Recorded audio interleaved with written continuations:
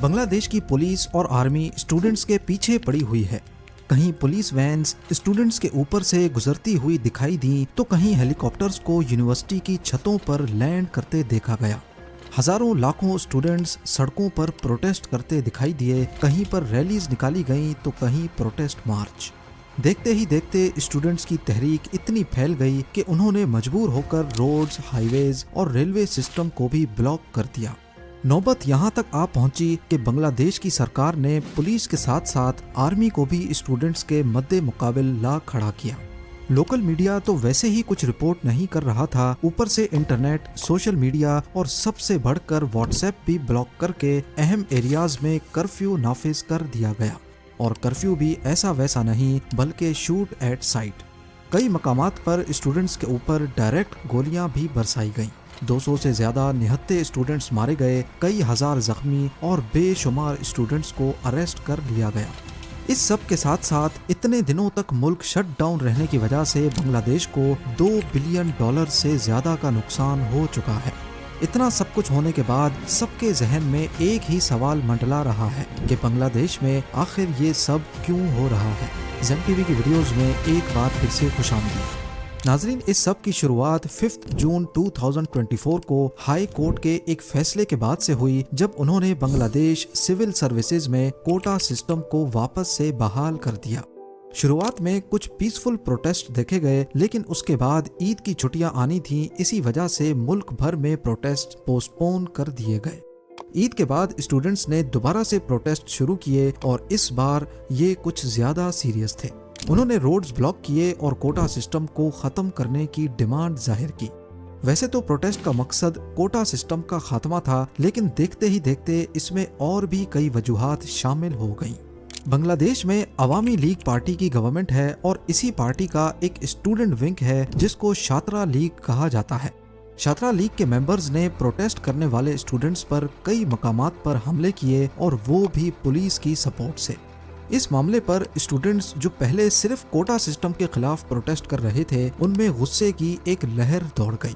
ساتھ ہی ساتھ کئی مقامات پر آرمی نے UN کی گاڑیوں کو پروٹیسٹرز کے خلاف استعمال کیا، جس سے یہ سمجھا گیا کہ شاید یونائٹڈ نیشنز بھی اس سب میں ملوث ہے۔ جب یہ خبر انٹرنیشنل میڈیا پر چلی تو پوری دنیا میں یونائٹڈ نیشنز کا ایک برا امپریشن گیا، اور UN نے بنگلہ دیش سے ایسا کرنے کی وجہ طلب کی۔ معلوم پڑا کہ کچھ گاڑیاں UN مشن کو رینٹ کی گئی تھیں، لیکن ان پر سے لوگو نہیں ہٹایا گیا تھا۔ ابھی پروٹیسٹرز کا غصہ تھما ہی نہیں تھا کہ 14 جولائی 2024 کو بنگلہ دیش کی پرائم منسٹر شیخ حسینہ نے کچھ ریمارکس دیے، جس نے معاملے کو مزید گمبھیر بنا دیا۔ ان کا کہنا تھا کہ فریڈم فائٹرز کو اگر جابز میں کوٹا نہیں دیا جائے گا تو کیا رضاکاروں کو دیا جائے گا؟ پرائم منسٹر کے اس بیان نے تو جیسے آگ سی ہی لگا دی، لیکن اس بیان کی اصل ویلیو آپ کو تب سمجھ آئے گی جب آپ کو فریڈم فائٹرز اور رضاکار کے بارے میں علم ہوگا۔ جیسا کہ آپ جانتے ہیں کہ 1971 سے پہلے بنگلہ دیش پاکستان کا حصہ ہوا کرتا تھا۔ اس وقت اس کو ایسٹ پاکستان، جبکہ آج کے پاکستان کو ویسٹ پاکستان کہا جاتا تھا۔ ایسٹ اور ویسٹ پاکستان دونوں کو انڈیا نے ڈیوائیڈ کیا ہوا تھا۔ ان دونوں میں فاصلہ بھی کافی زیادہ تھا، اور دونوں کے بیچ ریلیجن کو چھوڑ کر کافی سارے ڈیفرنسز پائے جاتے تھے، جس میں لینگویج کا فرق سب سے بڑا تھا۔ ایسٹ پاکستان یعنی کہ بنگلہ دیش میں شیخ مجیب الرحمان کی عوامی لیگ کا کافی زیادہ ہولڈ تھا، جبکہ ویسٹ پاکستان میں مختلف پولیٹیکل پارٹیز موجود تھیں۔ اس وقت پاکستان میں مارشل لا لگا ہوا تھا، اور جنرل یحییٰ خان جو اس وقت چیف مارشل لا ایڈمنسٹریٹر تھے، ان کی ذمہ داری تھی پاکستان میں جنرل الیکشنز کروانے کی۔ ان الیکشنز میں ایسٹ پاکستان کی عوامی لیگ کو کافی کامیابی ملی، جنہوں نے ایسٹ پاکستان کی 169 سیٹس میں سے 167 سیٹس کو کلین سویپ کر دیا۔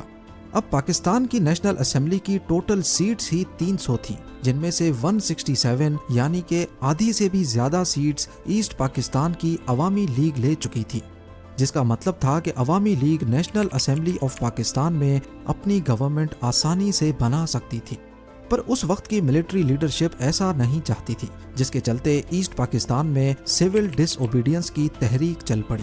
7 مارچ 1971 کو شیخ مجیب الرحمان نے اپنی اسپیچ میں پاکستان سے علیحدہ ہونے کا اشارہ دے دیا۔ और 23 मार्च को पहला बांग्लादेशी फ्लैग ईस्ट पाकिस्तान के काफी घरों पर लहराया गया। इसका नतीजा ये हुआ कि ईस्ट पाकिस्तान में एक मिलिट्री ऑपरेशन लॉन्च किया गया जिसका मकसद ईस्ट पाकिस्तान को वेस्ट पाकिस्तान से अलग होने से रोकना था। बांग्लादेश की आज़ादी की ये जंग अगले 9 महीने तक चलती रही, जिसमें ईस्ट पाकिस्तान में मिलिट्री की कुछ यूनिट्स ने पाकिस्तान से अलग होकर आज़ादी पाने के लिए अपनी अलग फोर्स बना ली, जिसको बांग्लादेश फोर्सेस, मुक्ति बाहिनी या फिर फ्रीडम फाइटर्स भी कहा जाता है। दूसरी तरफ बांग्लादेश में ही मौजूद वो ग्रुप जो वेस्ट पाकिस्तान को सपोर्ट करता था, उनको रज़ाकार कहा जाता है। इस जंग के आखिरी 2 हफ्तों में बांग्लादेश को इंडिया की सपोर्ट भी हासिल हो गई और यूं ईस्ट पाकिस्तान वेस्ट से अलग होकर बांग्लादेश बन गया। अब क्योंकि फ्रीडम फाइटर्स की मदद से ही बांग्लादेश आज़ाद हुआ था, तभी शेख मुजीबुर रहमान जो कि बांग्लादेश के प्रेसिडेंट बन चुके थे, उन्होंने बांग्लादेश सिविल सर्विसेज में फ्रीडम फाइटर्स का अलग से 30% कोटा रख दिया। 1997 में यानी कि लिबरेशन वॉर के 26 सालों के बाद बांग्लादेश सिविल सर्विसेज में फ्रीडम फाइटर्स की रिक्रूटमेंट काफ़ी कम हो गई, जिसके चलते गवर्नमेंट ने ये कोटा सिर्फ फ्रीडम फाइटर्स नहीं बल्कि उनके बच्चों के लिए भी बढ़ा दिया। और फिर 2010 में फ्रीडम फाइटर्स का कोटा उनके पोते पोतियों के लिए भी एलिजिबल कर दिया गया। लेकिन इसके बावजूद भी सिर्फ 10% फ्रीडम फाइटर्स की नस्ल ये कोटा ले रही थी और बाकी का कोटा जाया हो जाता। अब पूरे मुल्क में जो लोग मेरिट पे मेहनत करके सिविल सर्विसेज की जॉब हासिल करना चाहते, उनका कोटा 44% था और वो भी अब कम पड़ने लगा। तो ये चीज़ स्टूडेंट्स को काफ़ी ख़राब लगती कि हम इतनी मेहनत करने के बाद भी मेरिट के 44% कोटा में भी नहीं आ सकते, जबकि फ्रीडम फाइटर्स का ख़ानदान कुछ ना करके भी आसानी से गवर्नमेंट जॉब हासिल कर सकता है। 8 मार्च 2018 को बांग्लादेश हाई कोर्ट में कोटा सिस्टम के खिलाफ एक पिटीशन फाइल हुई, जिसको कोर्ट ने रिजेक्ट कर दिया। उस वक्त प्राइम मिनिस्टर शेख हसीना ने कहा कि वो पर्सनली फ्रीडम फाइटर्स के खानदान के लिए कोटा रखना चाहती हैं, जिस पर स्टूडेंट्स ने कोटा सिस्टम के खिलाफ भरपूर प्रोटेस्ट किए। उनका कहना था कि या तो फ्रीडम फाइटर्स के बच जाने वाले कोटा को मेरिट वाले कोटा में मर्ज कर दिया जाए या फिर फ्रीडम फाइटर्स का कोटा कम किया जाए। इस पर प्राइम मिनिस्टर शेख हसीना ने एग्जीक्यूटिव ऑर्डर जारी किया और बांग्लादेश सिविल सर्विसेज में से कोटा सिस्टम ही खत्म कर दिया। अगले कुछ सालों तक खामोशी रही, लेकिन फिर अचानक बांग्लादेश हाई कोर्ट ने 5 जून 2024 को शेख हसीना का वो एग्जीक्यूटिव ऑर्डर कैंसिल करके कोटा सिस्टम वापस से बहाल कर दिया और यहीं से दोबारा प्रोटेस्ट शुरू हो गए। जब हालात हद से ज्यादा बढ़ गए तो 21 जुलाई 2024 को सुप्रीम कोर्ट ऑफ बांग्लादेश ने कोटा सिस्टम में भारी रद्दोबदल का ऑर्डर पास किया।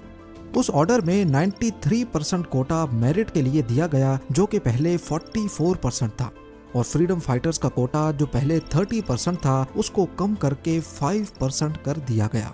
1% माइनॉरिटीज और 1% माजूर लोगों के लिए फिक्स किया गया। इस ऑर्डर के बाद स्टूडेंट्स ने सिर्फ इस शर्त पर प्रोटेस्ट खत्म करने का फैसला किया कि उनके अरेस्ट किए गए साथियों को छोड़ा जाए और जिन इलाकों में स्टूडेंट्स को मारा गया वहां के गवर्नमेंट ऑफिशियल्स रिजाइन करें। फिलहाल जिस वक्त ये वीडियो बन रही है उस वक्त तक स्टूडेंट्स की डिमांड्स पूरी नहीं हुई, लेकिन गवर्नमेंट का मानना है कि सिचुएशन काफी हद तक कंट्रोल में है। मोबाइल सर्विस, इंटरनेट और सोशल मीडिया दोबारा से खोले जा रहे हैं। आपका इस पूरे सिनेरियो के बारे में क्या ख्याल है, मुझे कमेंट सेक्शन में ज़रूर बताइएगा। उम्मीद है जेम टीवी की ये वीडियो भी आप लोग भरपूर लाइक और शेयर करेंगे। मिलते हैं अगली शानदार वीडियो में।